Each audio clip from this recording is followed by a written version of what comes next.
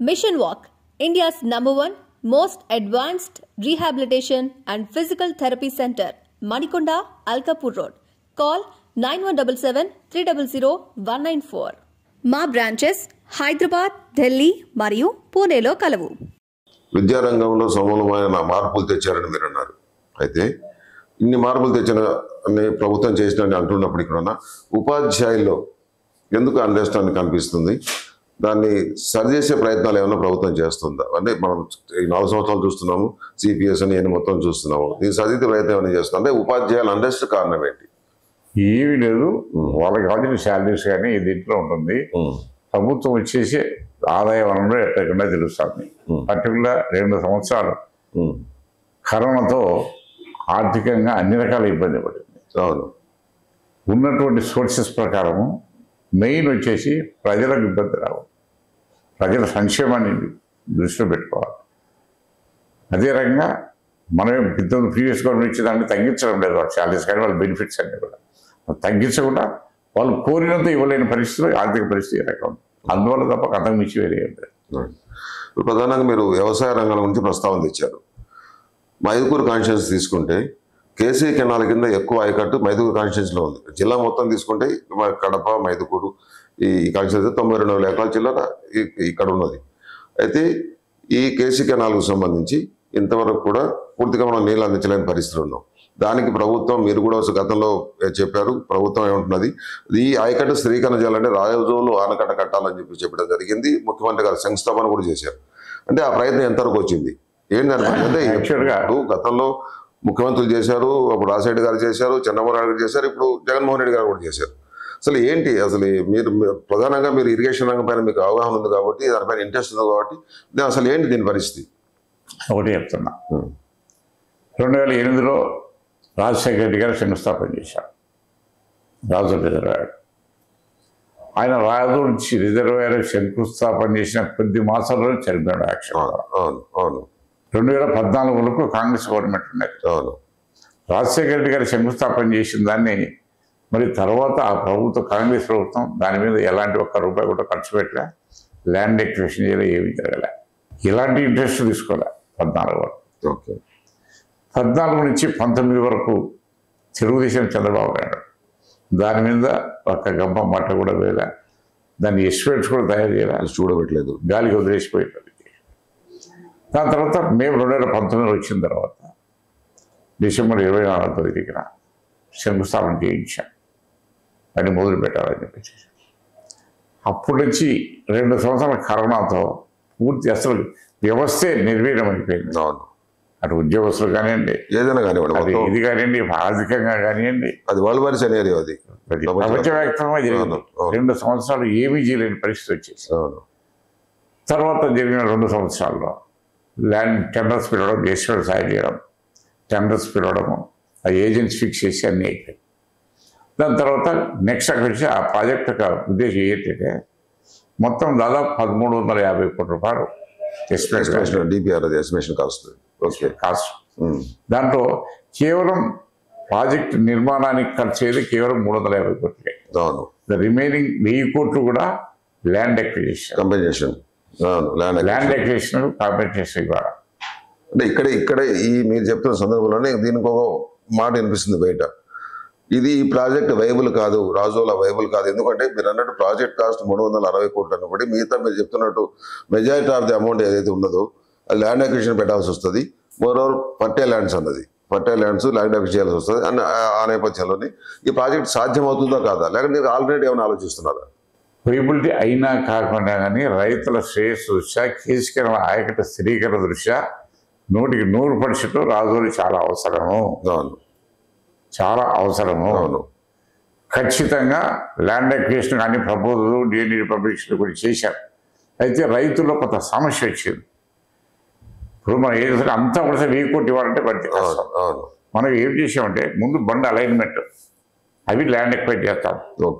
దాదాపు ఒక 500-600 ఎకరాలు అయితే కదా, ఎక్కడ ముందు మట్టి కావాల్సి మట్టితో కూడా ఉద్యోగం చేతిగా దానికి రైతులు సహకరించడం.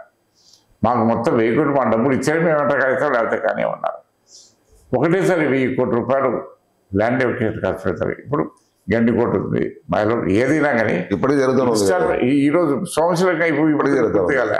అవును, అక్కడ రైతులు సహకరించడం తీసుకుంటే మొత్తం అంతా తీసుకొని మాకు 1000 కోట్లు డబ్బులు ఇస్తే మేము దాంట్లో దిగనిస్తాం, లేకపోతే మేము దిగనివ్వని అట్లా మొండికి ఇచ్చారు.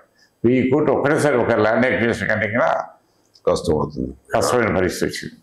అందువల్ల వాళ్ళు నచ్చ చెప్తూ చేస్తున్నాం కానీ ఈ లోపల ఎలక్షన్ గెడ్డి వచ్చింది. ఇది ఎస్టిమేట్ తయారు చేయడం, టెండర్ పెట్టడం, ఏజెంట్ ఫిక్స్ చేయడం అన్నీ అయిపోయింది, అగ్రిమెంట్ అయిపోయింది, అంతా అయిపోయింది. ఒక ల్యాండ్ అక్విజిషన్ దగ్గర మాత్రం ప్రాబ్లం వచ్చింది.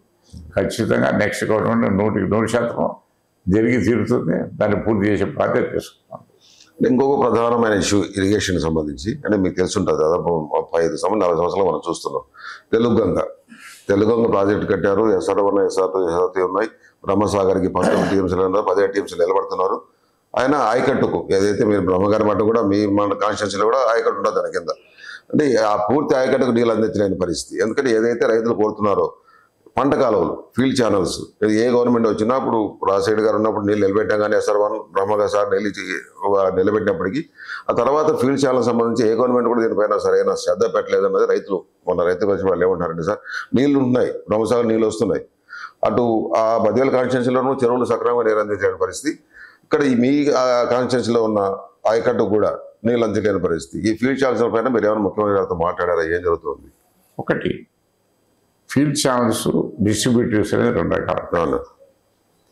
ఫస్ట్ వచ్చేసి బ్రహ్మంసాగర్కు 2019 వరకు చంద్రబాబు హయాంలో కేవలం రిజర్వర్లో 4 టీమ్స్లు 5 టీమ్స్లు తప్పక అంతకుమించి ఏ రోజు పెట్టలే. దానికి కెపాసిటీ 17 టీమ్స్. ఏ ముందు పెట్టలే చంద్రబాబు నాయుడు టైంలో. ఎందుకు? వెలుగూరు నుంచి కాలువ లేదు ఇక్కడికి వచ్చేదాన్ని. వెలుగూరు నుంచి యాక్చువల్గా అది 5000 క్యూసెక్స్ కెపాసిటీతోనే కెనాల్ ఉండాలి. అటువంటిది 2005, 3000 కూడా వెలుగూరు నుంచి కెనాల్ లేదు. దానికి జగన్మోహన్ రెడ్డి గారు దాదాపు 600 కోట్ల రూపాయలు ఖర్చు పెట్టి 5000 క్యూసెక్ల కెపాసిటీతో కెనాల్ లైనింగ్ చేసేసి వదిలేసాం. ఓకే. దానివల్ల లాస్ట్ ఇయర్ వచ్చేసి బ్రహ్మంసాగర్లో నీళ్లు నింపుకునేదానికి కావచ్చు. అది బ్రహ్మంసాగర్లో కూడా 10 టీమ్స్ షీపేజ్ వస్తారు, నీళ్లు బయటకు వస్తాయి.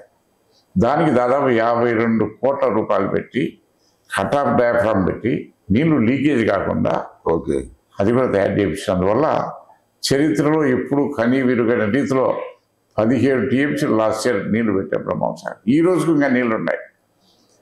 ఆ బ్రహ్మంసాగర్ కిందంటే మొత్తం డిస్ట్రిబ్యూటర్ కూడా మెయిన్ డిస్ట్రిబ్యూటర్స్ అన్నీ ఎప్పుడు అయిపోయాయి, ప్యాకేజీలోనే అయిపోయాయి. తర్వాత ఫీల్డ్ ఛానల్స్ ఉన్నాయి. ఫీల్డ్ ఛానల్స్ రైతులు దొరకాలి, డిస్ట్రిబ్యూటర్ వరకు మనం ఇస్తున్నాం. ఇప్పుడు ఎందుకు మీరు ఇప్పటికి నంద్యాల రూట్లో కొన్ని డిస్ట్రిబ్యూటర్స్ తయారైనాయి. ప్రతి మన ఇక్కడ దాటి ఫీల్డ్ ఛానల్ డిస్ట్రిబ్యూటర్స్ ఉన్నాయి. ఓకే. ఈ ఫీల్డ్ ఛానల్స్ వచ్చి ఎవరి పొలం వాళ్ళు దొరకాలి. నీళ్ళు ఇచ్చేంత వరకు ప్రభుత్వ బాధ్యత. ఓకే. సిస్టమ్ ఏ ప్రాజెక్ట్ అయినా అంతే, అంతే కదా. ఫీల్డ్ ఛానల్స్ రైతులు తీసుకొని చేసుకోవాల్సిన అవసరం ఉంది. అది ఇంకా జరగలేదు తప్పక. ఫీల్డ్ ఛానల్ ఇవన్నీ డిస్ట్రిబ్యూటర్స్ అన్ని కాలంలో అయిపోయినాయి. నీకు మన మాల్స్గారిపల్లె అక్కడంతా కూడా ఉన్నాయి, రెడీ కెనాల్స్ అన్నీ అయిపోయినాయి. అక్కడి నుంచి ఫీల్డ్ ఛానల్స్ వాళ్ళు తీసుకోవాలి. రైతులు ముందుకు వచ్చి చేసుకుంటే నీళ్ళు ఇచ్చేదానికి సిద్ధంగా ఉన్నారు. అన్ని రిజర్వాయర్స్ ఫుల్ చేశాం, SR1 ఫుల్ చేశాం, SR2 ఫుల్ చేశాం, బ్రహ్మంసాగర్ ఫుల్ చేశాం. చరిత్ర ఎప్పుడు లేని విధంగా అన్నీ చేశాం.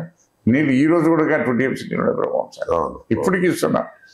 యాక్చువల్ డ్రింకింగ్ వాటర్ ప్రాబ్లం ఈ ఏరియాలో ఉంది, కానీ మైదుకూరు, కాజీపేట, చేపాడు మండలాలు ఉంది, కానీ దూరంలో వేరే బ్రహ్మంగారి పట్టణంలో ఎక్కడిగా డ్రింకింగ్ వాటర్ కానీ ఆయకట్టుకు నీళ్లు కానీ అడిగిన పాపం కూడా ఈ 5 సంవత్సరాలు.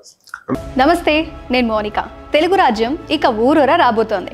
దినదిన ప్రవర్ధమానమవుతున్న తెలుగు రాజ్యం ఛానల్కు 2 తెలుగు రాష్ట్రాల్లోని 42 లోక్సభ నియోజకవర్గాల నుంచి న్యూస్ కంట్రిబ్యూటర్స్గా వ్యవహరించడానికి యువతను ఆహ్వానిస్తోంది. జర్నలిజం పట్ల ఆసక్తి, కనీస సామాజిక రాజకీయ పరిజ్ఞానం, స్థానిక పరిస్థితులపై మంచి అవగాహన, స్థానిక పరిచయాలు, గౌరవప్రదమైన జీవనం ఉంటే సరికొత్త సామాజిక విప్లవంలో మీరు కూడా భాగస్వాములు కావచ్చు. మీ అంతరంగాన్ని ఆవిష్కరించవచ్చు. ప్రతి లోక్సభ నియోజకవర్గ పరిధిలో 2కి అవకాశం ఉంటుంది. 30 నుంచి 35 ఏళ్ల మధ్య వయస్కులై జర్నలిజం పట్ల అభిరుచి, ఆసక్తి కలిగిన యువకులు తమ వివరాలు, జీవన విధానం, ఆసక్తి గల ప్రాంతం, పాస్పోర్ట్ ఫోటోతో కలిపి ఈ దిగువన నంబర్కు వాట్సాప్ చేయొచ్చు. నంబర్ 81251 50555.